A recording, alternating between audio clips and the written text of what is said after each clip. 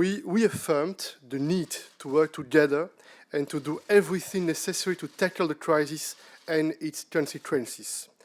On the 4 priorities identified, the first, limiting the spread of the virus, we endorsed the guidelines proposed by the Commission on border management.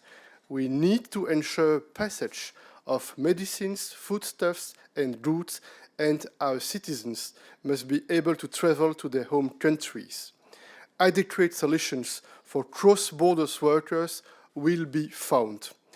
To limit the spread of the virus globally, we agreed to reinforce our external borders by applying a coordinated temporary restriction of non-essential travel to the EU for a period of 30 days, based on the approach proposed by the Commission. The second item, providing medical equipment, we welcomed the decision taken by the Commission to adopt a prior authorization for export of medical equipment, and we supported the Commission effort to engage with the industry, to run joint public procurements, and to purchase of protective equipment through the Civil Protection Framework. This second item is very essential. We need to make important progress in the next days and in the next weeks on this important topic. The third topic, promoting research. We encourage the efforts made to support research, such as the advisory group on COVID-19, and we stressed the need to share information and to develop a vaccine and make it available to all those in need. We invite also the Member States and the Commission to support European companies in that respect. The fourth point, tackling socio-economic consequences. We endorsed the Eurogroup statement and invited the Eurogroup to continuously and closely monitor economic and financial developments and to adapt without delay a coordinated policy response to the rapidly evolving situation. And we supported the various initiatives taken by the Commission in the areas of the single market, such as the adaptation of the state aid rules and the use of the flexibilities provided for in the Stability and Growth Pact and the recourse to the EU budget. The Union and its member states will do whatever it takes to address the current challenges, to restore confidence, and to support a rapid recovery for the sake of our citizens.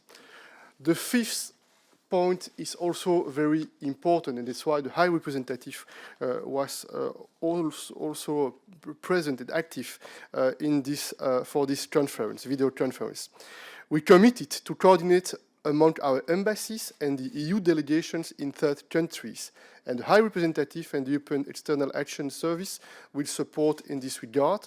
We will jointly arrange repatriation of EU citizens where necessary and possible and make use of the Union's civil protection mechanism. Additionally, EU funding for such joint operations will be mobilized. Je voudrais aussi ajouter que nous avons convenu que nous nous retrouverons à nouveau la semaine prochaine dans le cadre d'une vidéoconférence. Cela signifie que le Conseil européen qui devait se tenir physiquement à Bruxelles jeudi et vendredi n'aura pas lieu, mais qu'il y aura bien à nouveau la semaine prochaine une vidéoconférence entre les chefs d'État et les chefs de gouvernement. Je voudrais vous indiquer, après ces pratiquement 3 heures de vidéoconférence, que le message que nous donnons est le suivant. Nous sommes en rang serré, nous nous serrons les coudes, nous faisons face à une crise qui est sérieuse, qui est grave, exceptionnelle par sa nature et par son ampleur.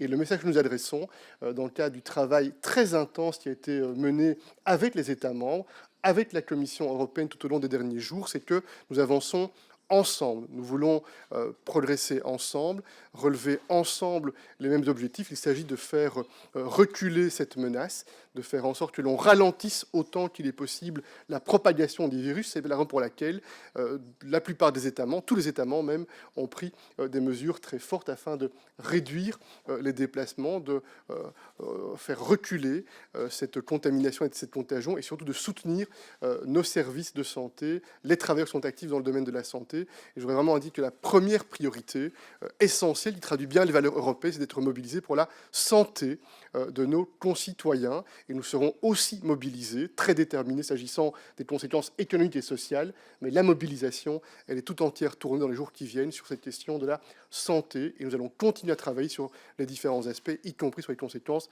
économiques et par conséquent sociales.